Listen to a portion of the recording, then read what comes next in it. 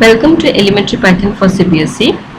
In the earlier classes of Python library, we have discussed about how to use various functions or methods or definitions in Python library by importing the corresponding module, and then how to create our own Python library and use it in our program. Today we will discuss some of the built-in functions or methods we generally use, and they can be used without importing any module. First one is ID. ID, it returns the unique ID or the memory address of an object. Let us see the example of each of them. So we have opened the ideally, and let us see the ID first. So for that we will create an object. Suppose we are creating an integer object or a string object. Suppose I am writing x equal to 5. Now x is an integer. We can see where x is stored using ID of x. So this returns the memory address where the value of x is stored or to which x refers. This is the location to which the variable x refers, where this value 5 is stored. Similarly, we can create another variable, say message, where we will store hello, and we can see the ID of this variable message which store the string hello. So this is stored in a location starting with 6949936. The next one is type. So type returns the data type of the object. Suppose we have stored 5 in x and we want to know what is the type of x. So we write type x and it returns class int. This means belongs to class int or the type of x is int. Similarly, if we write type of message, then it shows that the type of message is actually string or str. This way we can know the type of any object. Len. Len returns the number of elements in an object. Now message is a string object and we want to know how many elements or characters are there in this message object. So we find length of message. The length of message is 5 because length contains 5 characters. Then we will see the use of chr.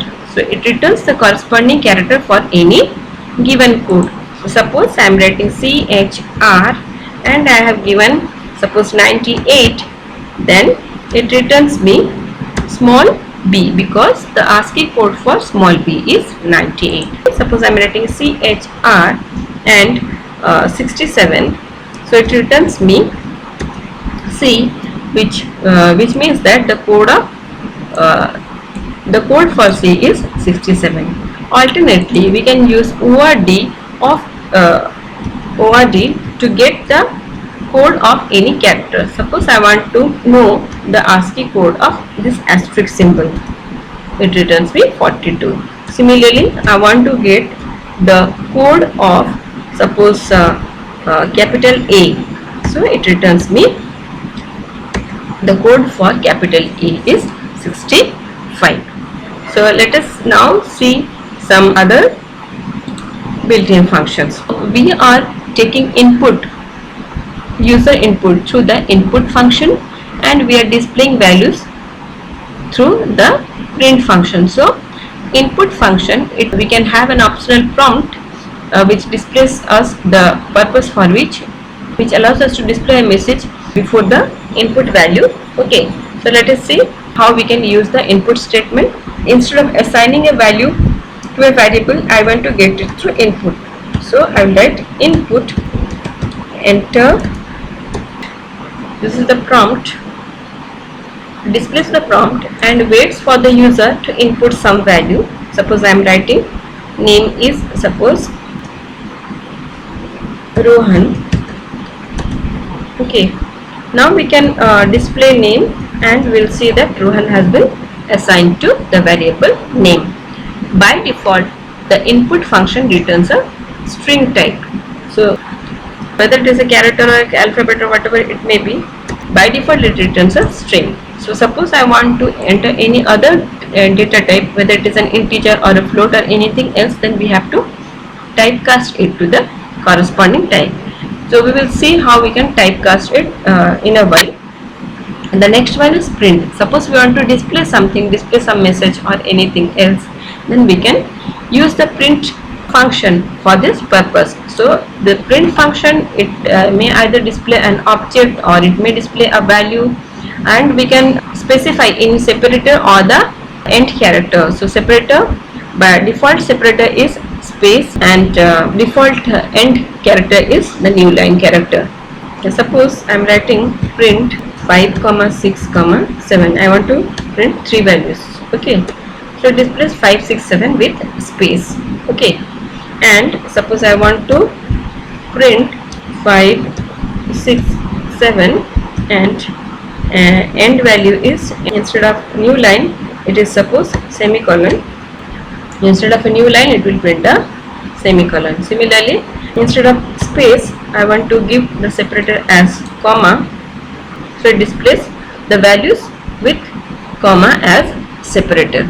We can use the eval function for accepting user input as well. Basically, the purpose of eval function is to evaluate some expression. The expression to the eval function is given in the form of a string. For example, if I am writing eval, I want to find what is the value of 5 into 6. So I cannot write it directly, rather I have to specify it as a string.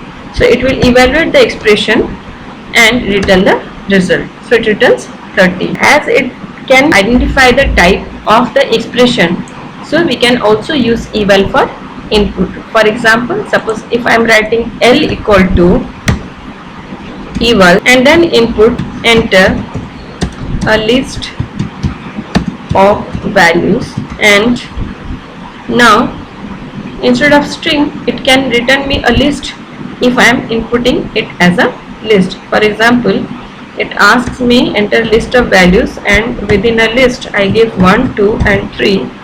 My list will be 1, 2, 3. So it accepts the input as a list. So we can use eval along with input to accept the specific type of object, including list, tuples, dictionaries, etc. Here are some conversion functions. We will see how we can convert a decimal value to binary, octal and hexadecimal, and then we will see some more conversion functions which will convert one data type to another. Suppose I am giving the value of x as 20. Now I want to show what is the value of x in binary, octal or hexadecimal. So I can write what is the binary value of x. It returns me the binary value prefixed with 0b.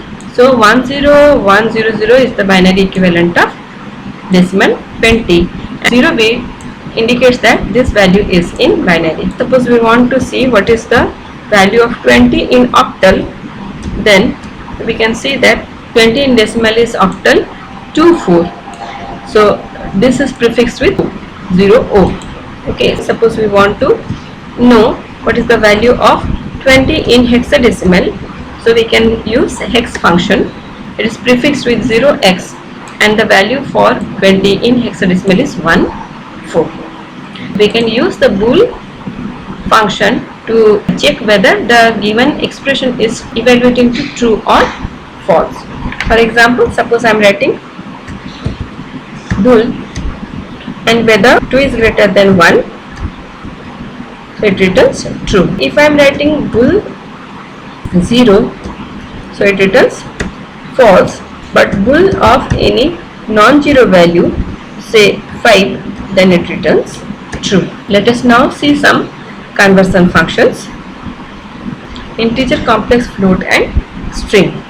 We have just seen the input function returns a string value. So we want to input number, then we have to cast it to or convert it to integer. So suppose I want to take an integer value in the variable y, then I have to typecast it using the integer function as in integer input, enter a number. Now this will not be treated as a string, rather it will be treated as a number or an integer. So suppose I am entering the number 6. Now it is not a string, rather it is a number, and we can perform any arithmetic operation with this number. Otherwise input will return a string, whether it is entered as a number or anything else, it will return as a string. Then the next one is Python also provides us the complex data type, and if you want to form any complex number by providing the real and imaginary part, then we can do so using the complex function. Int or bool or complex, these are the corresponding constructor methods of the classes through which we can create the specific type of objects. So suppose I am providing the real part as 7 and the imaginary part as 8.5. This will return me a complex number 7 plus 8.5 say. If I am not giving any value and just writing complex without any real and imaginary value, it will return me a complex number where imaginary part is 0. Now let us see how we can use float. Suppose I want to see the floating point value of 5. 5 is an integer, it will be converted to a floating point value, and this will be represented as 5.0. Suppose I want to represent any object into string type, then I can write str. Suppose I am giving a number 5 and assigning it to variable z equal to str of 5. Now 5 will be converted to a string, and if I want to add anything to z, it will show error because z is a string, and if you want to print the value, it will be displayed as a string with quotations. List, tuple, dictionary, these are also the constructor methods of corresponding object type, and we can use them to convert to list, tuples or dictionary. For example, suppose I want to convert a string into a list. L1 equals to list. The object must be an iterable, that means it must be a sequence. The string is a sequence of characters. So suppose I am writing hello, then it will convert it to a list of individual characters. So let us see what is there in L1. Now it has HELLO individual characters as list element. I want to convert a sequence of numbers, suppose 1, 2, 3, into a tuple. I can do this using the tuple method. I can also create a tuple from a list. T equal to tuple from the list, say L1. T has this. Suppose I want to create a dictionary. Okay, so I can create a dictionary of suppose roll number and corresponding names. Then I can create dictionary 1 for Raj, 2 for Reena. So this will create a dictionary, and we can display the dictionary. Then we can use one useful function called zip, where we can provide two separate lists and can create a dictionary from the two lists having the key from one list and the value from the other. D1 equal to dictionary. First we will use the zip method from two lists. First list having roll numbers 1, 2 and 3, and the second list having names A, B and C. This created a dictionary with key values from the first list and values from the second list. That's all. Thank you.